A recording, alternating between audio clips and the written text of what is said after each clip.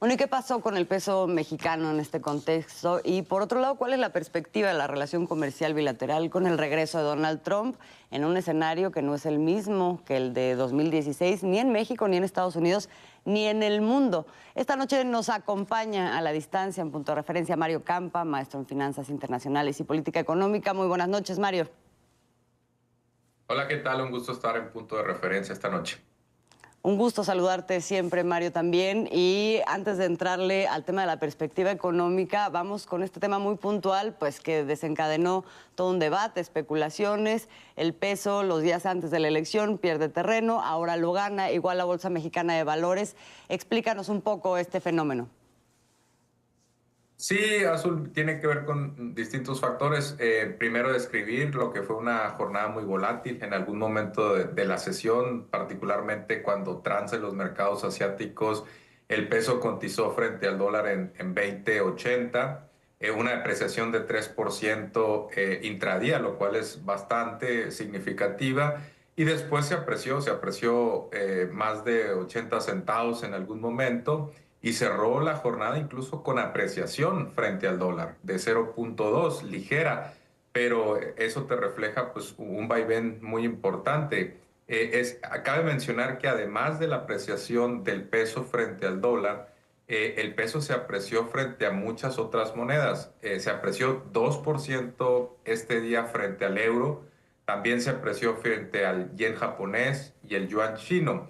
¿Por qué se está apreciando la moneda? Bueno, en parte por lo que mencionas, en los últimos días se vino depreciando, ya terminó la jornada electoral, ya fue electo Donald Trump, ya podemos dejar el capítulo electoral atrás. Y por otro lado, también, ya viéndolo desde el punto de vista de las buenas noticias, por así decirlo, tiene que ver con que va a haber mejores pronósticos de crecimiento para Norteamérica con el inicio de la administración Trump.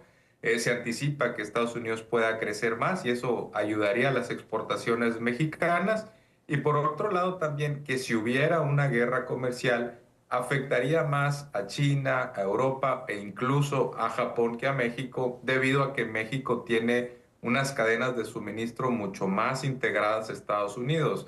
Es decir, que si por ejemplo Estados Unidos le pusiera aranceles a las importaciones provenientes de China, probablemente lo que sucedería es que tendrían que ser sustituidas por importaciones provenientes de México. De hecho, es la dinámica que hemos visto en los últimos años, donde México ya es el principal socio comercial de los Estados Unidos y ya las importaciones desde México representan el 16% del total en los Estados Unidos. Entonces, eso podría darse en caso de que hubiera aranceles a China. Entonces, la verdad es que la economía mexicana no se ve tan desaventajada frente a la elección de Donald Trump y eso puede estarse también reflejando en los mercados cambiarios y también los mercados bursátiles, con el casi 2% que ustedes mencionaban que creció la bolsa de valores en el día de hoy.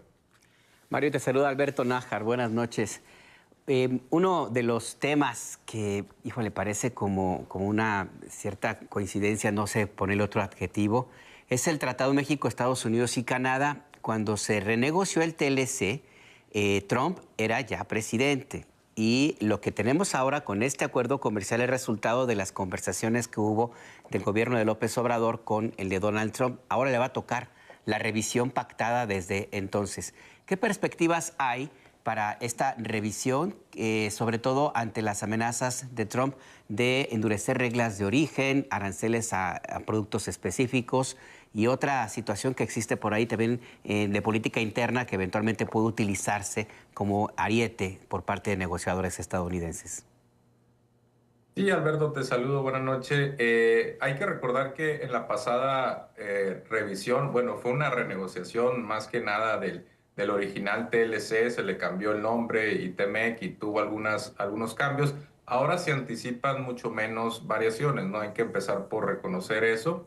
Y después decir que estaría mucho más focalizada la atención ahora en ciertos bienes. En particular, durante la campaña Donald Trump hizo énfasis en la industria automotriz, en particular, ojo, con aquellas importaciones hacia Estados Unidos provenientes de México que puedan tener un origen chino, es decir, en ensambladoras o en proveedores de origen chino. Entonces estaría muy focalizado probablemente la atención.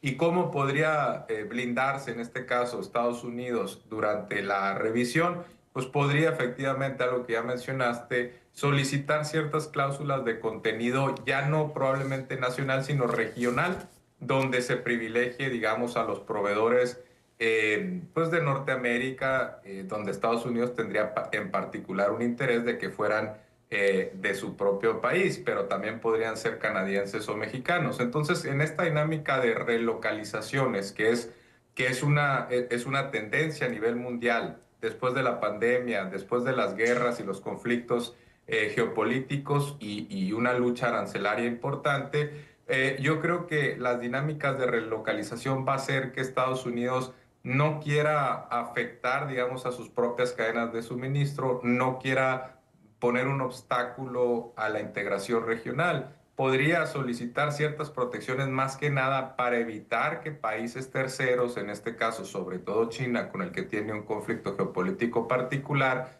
no estén utilizando a uno de los países de la región, en este caso México, para servir de puente o trampolín hacia los Estados Unidos. Eso sería más que nada en este caso el debate. No es tanto en sí con México el conflicto, pero pues desafortunadamente estamos, digamos, en la discusión porque pues hay mucho interés de empresas chinas de aprovechar esa relocalización, evitar los aranceles que Estados Unidos le puso de forma directa a China y entonces utilizar el territorio mexicano. Pero veremos cómo se dan estas discusiones. Yo creo que México tiene algunas cartas de negociación que antes quizá no tenía y que además es cierto, la relación es mejor de lo que Donald Trump decía en el 2015-2016. Ahora el tono puede ser un tanto menor y en ese sentido pues hay que esperar, ¿no? Mario, ya que hablas de las condiciones de negociación de México, compártenos un poco de esa perspectiva. ¿Qué cartas tiene ahora México para negociar que no tenía en 2016? Bueno, ahora ya tiene sobre todo los aranceles que impuso Estados Unidos a China. ¿Qué es lo que sucede? Que ahora necesita sustituir esas importaciones, ese vacío. Si llegara a imponer aranceles a China, a Europa, a México, a todos los países al mismo tiempo, probablemente provocaría inflación en Estados Unidos. Y ya vimos que electoralmente la inflación es muy penalizada. Le pasó a Joe Biden. Entonces, Donald Trump va a querer evitar eso, porque también implicaría que la Reserva Federal mantenga tasas de interés elevadas. Entonces, aprovechando eso y también aprovechando que ya se pusieron algunas cláusulas anteriores de contenido nacional y que hay ciertas dinámicas geopolíticas que no estaban presentes en el 2015-16 y años posteriores, que se dieron también durante ya el sexenio de Andrés Manuel López Obrador, también particularidades que se dieron durante la pandemia, por ejemplo, en la industria médica que tiene que estar mucho más integrada y se le da un valor también a la cercanía de las cadenas de suministro y a la disponibilidad de proveedores.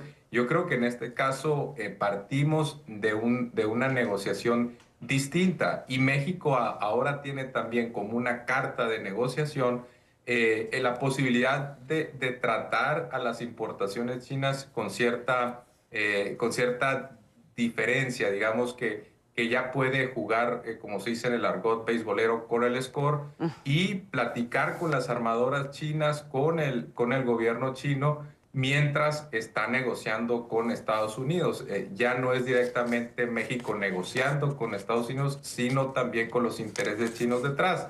Y en ese sentido, pues puede llevar, digamos, hacer una negociación, digamos, indirecta, y esa carta es fuerte, pero antes, por supuesto, se tiene que dar un diálogo, tiene que haber cooperación y probablemente tenga que agotar otros temas como las cláusulas de contenido regional, ¿no? Es decir, en resumen, tendríamos que separar el discurso de lo que son las condiciones tanto mundiales, geopolíticas, como las de la relación efectiva que hay comercialmente entre México y Estados Unidos, como para poder dimensionar la perspectiva de esa relación en el futuro, más allá de los discursos justamente de Donald Trump. Querido Mario, te agradecemos como siempre estos minutos de conversación para entender un poco más de este panorama. Claro, Azul, un gusto nomás cerrar rápido diciendo que hay que recordar que Donald Trump escribió un libro de negociación. Sabe que primero hay que estirar la liga, poner las cartas Claro. más fuertes sobre la mesa para después hacer algunas concesiones. Les mando un fuerte abrazo.